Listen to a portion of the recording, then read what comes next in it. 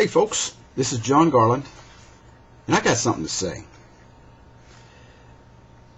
about, wait for it, storytelling. I love stories. You know, if you've been on my channel, you see I've got story time, and I usually read stories, but something's kind of pissed me off, and I apologize for using that language, but I'll probably re-record this, and so I won't say it that way next time. Anyways, what is the history of storytelling? Why do people tell stories? I would contend, and this is just, not a greatly in-depth story on storytelling, but we would tell stories to offer encouragement, to be cautionary tales, to be informative, and to entertain.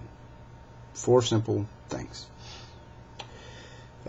Over history, and this is just, you're sitting down thinking about this for a few minutes. Okay, brain, what kind of stories, or what type of stories are there?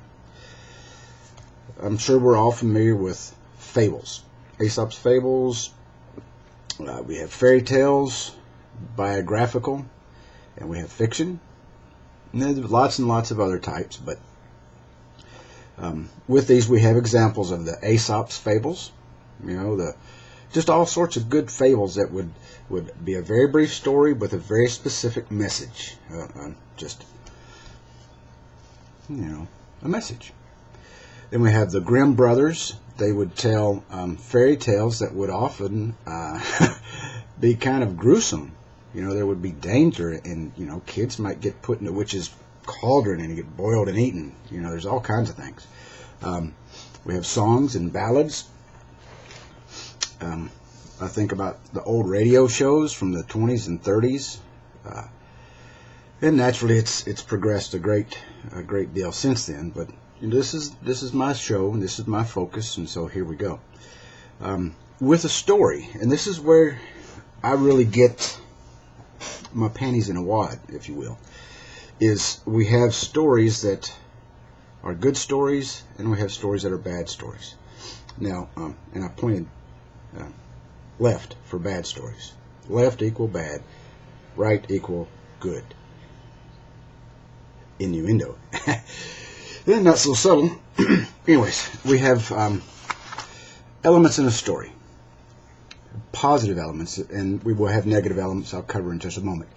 We have a beginning, a middle, and an end. We have the climax, the denouement, the resolution. We have a clear antagonist and a clear protagonist. The antagonist is typically the bad guy or bad girl, and the protagonist is the good girl or good guy, the primary struggler. We have to have characters in a story. When we have dynamic characters that, it's like the stepmother that starts out to be this cardboard correct caricature of all stepmothers or mother-in-laws, but then they change as the story progresses and become something better than they were before. That's a dynamic character. Then you have the static character, the doorman or the cop, or the sales clerks, and just whatever, that they're just static characters. They don't really do much except maybe move the story along just a plot line. And this next element is both positive and negative because it depends on how it gets used, and this is the primary point of my story. The reason I'm wasting my time or your time is we have some positive elements of sex and or violence that is actually intrinsic to the story. The story cannot be told or explained without this sexual content or violence, and it's got to be pertinent to the story. It's got to be germane. You don't just throw sex in there to attract a certain demographic. You actually have a reason for putting sex and violence in a story. Just trust me on this. You got to. And here's some elements on the negative side that I think could be left out or minimized. And it's simply gratuitous sex and gratuitous violence. There are probably a lot of people that would really disagree, but in our society in 2013, we are so numb to hardcore violence and hardcore sex that the envelope keeps getting pushed further and further. It long ago passed the boundaries of propriety and common decency. I mean, you can turn on a network TV show at 5 o'clock in the afternoon, or even, heaven forbid, 3 o'clock in the afternoon, and see things that you wouldn't see at 10 o'clock 20 years ago. It's ridiculous. Okay, so a negative element of a story, gratuitous sex and violence. Then not gratuitous, but graphic sex and violence, where it's actually, it's graphic. They show way too much detail. When I think of the antithesis of graphic sex and violence, I think about a 1950s or 1960s black and white, where the actors actually had to act. You know, I think of Lauren Bacall looking into the camera, and maybe she's conversing with Humphrey Bogart, and she simply raises an eyebrow, and she gives him a look and a tilt of the head and a smile that conveys a lot. It could be so many things, because whatever is conveyed is up to the mind and the imagination of whoever's watching it. But it's not graphic. And then we have perverted sex. That it's got no place in a story, unless you're talking about a story on Jeffrey Dahmer, perhaps. And there's a tasteful way to do it. You can tell his story without being in the gutter. I mean, it's a story that probably bears being told. A lot of people like real crime stories. There's not anything wrong with that. We're curious people. But it doesn't have to be graphic. The point of telling the story is not the violence or the sex or the perverted sex. And my fourth point is senseless violence. That is a negative aspect. You can beat a dead horse, so to speak, and that would be senseless violence. If it's dead, why would you beat it? And you can think about different movies that have really crossed the line. I'm not even going to try and mention them here. But there is a counterpoint that I would make to these negative elements, where they can be redeemed, if you will. And that's, you can use innuendo, oblique reference, and you can do a partial presentation where you might have a shadow on the wall that might show a couple coming together in a passionate embrace, and you might, you don't even need sound effects for that, because what's going on. You just know if you've been in that situation. So you can tastefully bring out risque elements and tell a story properly, being true to a story, without being just, I can't even think of the word for it. And now I've used all these points to get to this spot. I'm 49 years old, and I remember watching Liberace on TV in the 70s and 80s. Yeah. Entertain people. And recently he's come out, or, I'm not even going to, Soderquist or Soderbergh, whatever, has come up with a story on Behind the Candelabra, starring two guys that I never figured would stoop this far, but it was, Matt Damon played that. I can't think of that part. Years ago, he felt slimy in that other role, and he's played some good roles, but I hate him. Back to Liberace. The dude could play piano, and he has a very interesting story. Fantastic, riveting, blah blah, meow meow, woof woof, watermelon. And I've just got a few facts about Liberace here. He was born in 1919 in Wisconsin.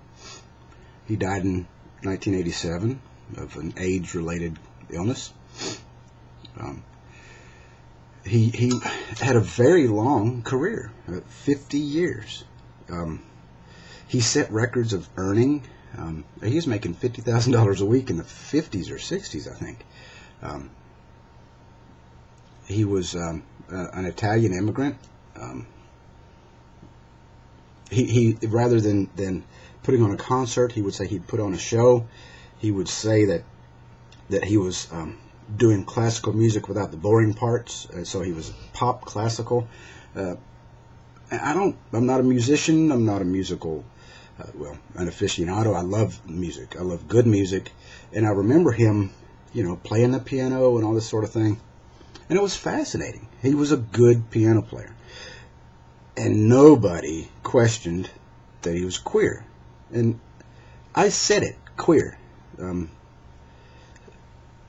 I don't use this in a derogatory term, but gay has been hijacked by queers, and I don't like it.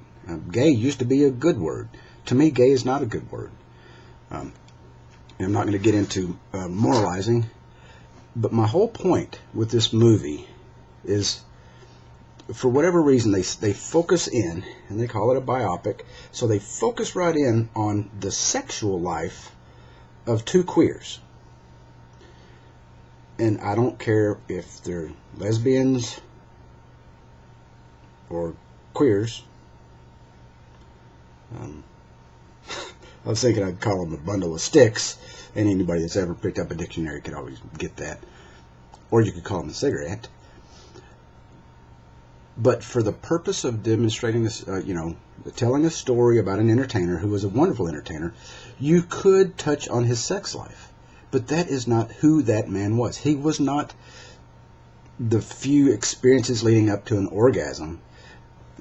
That was not Liberace. He I don't know if he's complex or simple. Don't care. My point is that you don't have to go there to tell this story. And Hollywood, in the form of HBO and Matt Damon and Mike Douglas, go there. Who wants to see that? Who wants to hear two guys grunting at each other in the throes of whatever they do? I'm not so naive as to not know what they do, but that's the reason why, and this may get a little political, why queers seek to saddle other people with politically correct terms, like, oh, they're not lovers, they're affectionate to one another. They don't want to focus on the actualities, the realities of two men lying together